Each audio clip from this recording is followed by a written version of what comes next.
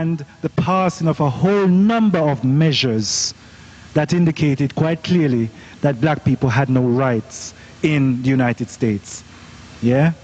There are no rights, as the Dred Scott decision pointed out. There are no rights that a black man has that a white man had to respect. And then in 1896, you had Plessy versus Ferguson that actually said separate but equal is okay. It's a very funny formulation, that, and sometimes people don't examine it. It says separate but equal. But in fact, it was always unequal. It was separate, but it was always unequal. And it makes us wonder what the prospects of black people would have been in this country had it actually been separate and equal. What would it have been like had black people gained access to the same type of education? What would it have been like had they gained access to the same type of work? What would it have been like had they had the same type of transportation? By definition, they would have to put on the same type of trains, the same quality of trains, rather than putting people next to the engine, getting all the smoke over their clothes and next to the cattle and stuff like that they carried. It was a con. It was never separate but equal. It was separate and unequal. It was a humiliation, and it was meant to be a humiliation. And black people were systematically stripped of their rights to vote in the southern states during the late 19th century and in the early part of the 20th century. There's something else that was taking place that was very, very important at this point in time. This was the spread in a most systematic and expansive way of racist ideology. They call it scientific racism, but really it wasn't scientific at all. Some people call it pseudo-scientific racism. I don't know why they use science at all, because it had no basis in fact. And basically what you had were a group of men, in many cases without any integrity whatsoever, making up texts to prove, in their view, that Africans were inferior, that black people were inferior to white people in every way, and most of all in their capacities as human beings, especially the capacity of their minds. They were inferior, they said. And the vast majority of white people at the time believed that. And unfortunately, many black people fell under that spell too. They actually imbibed, and it's difficult not to imbibe you when you're not given any alternative. Cheikh Anta Diop wasn't writing at that time. You couldn't read his books. Insofar as you got any information about Africa, barring a minuscule amount of people with integrity who wrote about Africa at the time, insofar as you read a book on Africa, this nonsense, this crap would be shoved down your throat. And therefore, it's not surprising that our people became confused. It's not surprising that we ourselves began to doubt our very capacities. We had to struggle against that doubt. We had to struggle against it on the basis of faith rather than so-called science, because they said all of the science was on the side of the white man. How could we use it? But even then, there were intellectuals, bright black men and women among our people around the world, in Haiti, in Jamaica, here in the United States, some who lived in Europe, in various parts of Europe, in France in particular, people from Africa. They actually tried to gain as much information as they could, information that was untarnished about Africans, tried to analyze it, tried to make sense of our condition. In many ways, they were trying to say that we are human. And it's a terrible burden to put on a people to prove that they are humans. Can you imagine how much of a waste of time that was? They could be doing other things. You know, I often think of the boys. spending all his time writing all these books about black people, defending black people, and it was only necessary because of what was there. It was a counter ideology, it was a counter discourse. Because you had this mountain, this Everest of European lies, European malignment of black people that had been developing for centuries and centuries, directly connected to their predations on Africa, to the exploitation of Africa, to the capturing of Africans and selling them across the Atlantic as slaves. It was necessary in that exercise that to build that mountain in order to explain to themselves what they were doing and justify to themselves what they were doing. It was all right to send them across there. It's okay to pack them like sardines and send them across because they're not like us, you know, they're not humans. So that was the world in which we lived. That was the world in which black people lived at the time that Garvey was around, in the late 19th century when Garvey was growing up. Garvey was only 13 in 1900. He was born in 1887. So that was his world.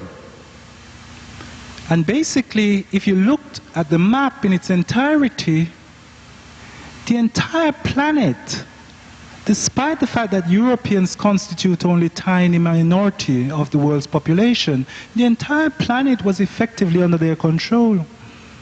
Even China, large and populous, was effectively under British control by the end of the 19th century. Japan managed to maintain some integrity. Japan was one of the few nations that saw the dangers of the rise of the Europeans and these people coming in their boats looking very different from themselves and saying that they want to trade. The Japanese weren't very keen on that. And in fact, they had to use gunboats in order to get into the Japanese market, Commodore Perry in the 1860s. But the Japanese were very clever. The ruling class was highly organized. They actually said to themselves, well, these people have a high level of technology. Look at their guns, look at these guns that they have. You know, the Japanese weren't interested in rifles in the beginning because they thought it was just unfair to fight with someone when you're so far away from them, you know, to hurt someone. You know, the samurais thought that it was unmanly to use a firearm. You have to survive and show your prowess by the way in which you wielded your sword, by the way in which you approach someone eye to eye and show your dexterity and skill. The Europeans, of course, have long given up that type of manliness. They would actually shoot you without seeing you. And they had been doing it, of course, on one another for centuries. So this whole business of practicing these things had been going on in Europe, and then they carried it abroad. But it was very strange to non-European cultures. Many Africans, the Zulus were amazed by it. They just thought, you know, it was, why would they use such things? Why don't they come at us and face us like decent people and fight us if they want to fight? But anyway, what happened, however, is that the Japanese learned that they had to use the firearms if they were going to survive. And they learned that they had to acquire the technology that these people had in order to compete with them.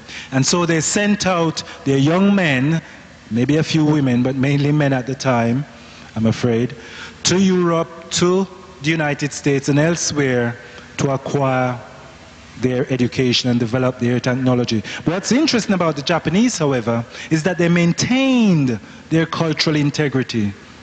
I actually had the privilege of going to Japan a couple of years ago, just over a year ago, and I was astonished.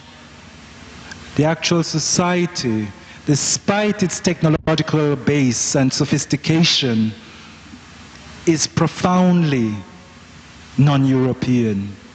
Amazing.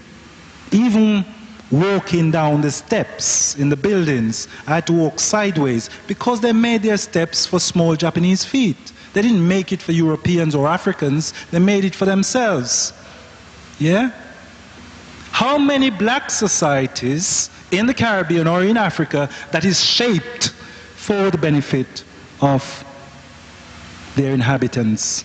In the Caribbean, I've just come from a conference in Antigua, and the whole society is organized around tourism. It's organized around the Europeans, you know. The locals are there to serve the Europeans, the visitors. Now in Japan, the visitors come, but they are in the Japanese's house. Yeah? Right? And it's a big, big difference. And that was why intelligent black men and women in the 19th century, such as Hubert Harrison, such as Marcus Garvey, were very interested in the Japanese. They were very interested in the Japanese. And then in 1905, the Japanese defeated Russia in the Russo-Japanese War. And black people in the United States were amazed. And they were delighted. And they were delighted because the Japanese were regarded by the Europeans as inferior too. You know, it's only recently that the Europeans stopped laughing at the Japanese, including their cars. You know, it's relatively, it's not long ago. Even in the early 70s, people laughed at Japanese cars. You know, now they all beg the Japanese to come and invest in their countries. And so, with the rise of the strength of Japan, you had a change in the perception of the Japanese and indeed the degree of respect that Europeans pay Japanese people. Even the South Africans had to make a special category for them, honorary white, you know. Prior to that, of course, Chinese and Asian people were treated like dirt, just like here in the United States, in California and stuff like that. Yeah? But with the rise of Japan as a major power, you had growing respect. And so, in fact, in this country, among Afro-Americans, there was an astonishing degree of respect and curiosity about Japan. So Japan was the only place, effectively, that had some semblance, non-European country, that had some serious semblance of independence in the world. In Arabia, all of those places were under different protectorates. The British had gone into the Indian subcontinent from the 19th century and dominated it. They started in the 18th century, but by the end of the 19th century, they more or less finished their work. Singapore was an entrepot for England. Hong Kong, we all know about. And you go right around, even in Latin America, where they're supposed to be independent, they were under largely British tutelage because of British investment, British railways and stuff like that invested in those countries. And many of the ruling class in those societies, in any case, were Europeans, or certainly regarded themselves as such. So then, the world in which Garvey entered was a world dominated by Europe. A world in which Africans were systematically maligned, a world in which non-Europeans were regarded as inferior, and even so-called educated people took it for granted that non-Europeans were inferior to them. In the United States, lynching basically was in many ways a pastime for white folks in the South. But we should also remember there's a dynamic to lynching that black people quite often forget. And the dynamic to lynching that we are quite often forgetful of is that it wasn't as random as some people think it was. Lynching, the way in which it operated, was the systematic beheading of the black population in this society. Why do I say that? They lynched those who had property. They lynched so-called uppity Negroes.